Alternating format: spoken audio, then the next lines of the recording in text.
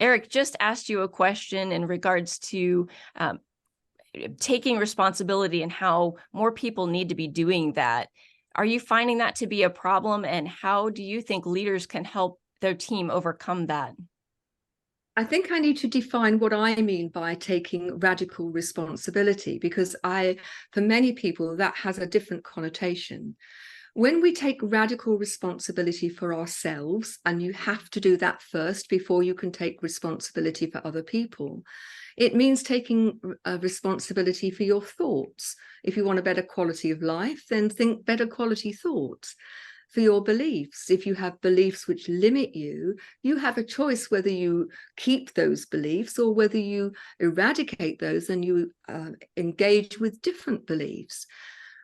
Our words and our actions, or lack of them, or how we engage with them, all of those things are things which are absolutely under our control.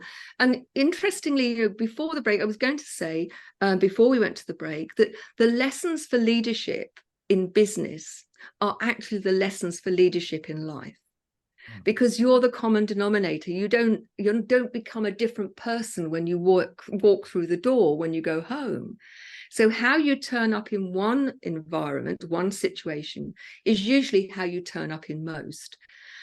So what I would say to you is that for me, before you can become a great leader of other people, you've got to manage and take responsibility for yourself. So let me give you a couple of examples. I believe that every word we use or not, how we use it, when we use it or not, every activity we take, every action, leaves a living legacy. And so that living legacy is something that very often we are completely unconscious of. In fact, most people, 95% of the time, move in their habitual patterns, doesn't cross their conscious mind at all. So radical responsibility starts with being conscious of the patterns within your own life.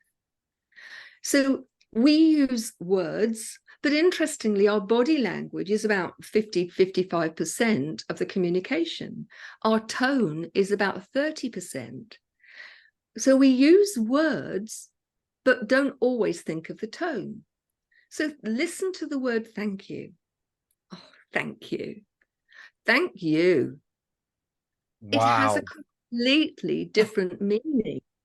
And that edge to our voice that we often use because it's our staff can have a really big impact on the people that we're working with.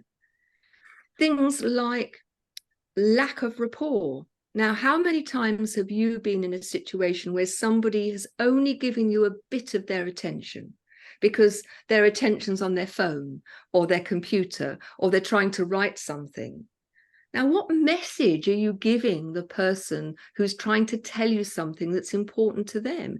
Now, this is really important for parents as well as for business owners or leaders.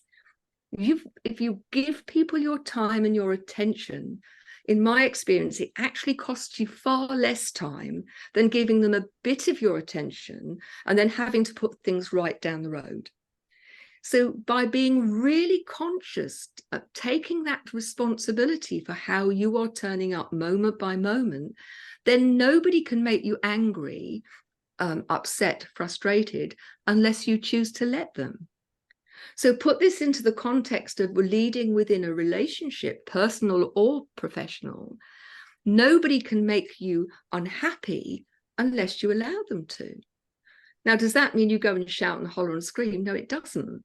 But it does mean that if somebody is behaving in a way that is not in line with your values, what many people do is they'll huff and they'll puff, but they don't say anything.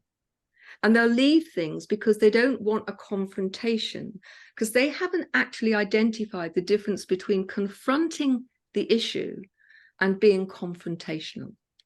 And so they wait and they wait and they wait, and then they explode. And then they've got to actually build bridges again.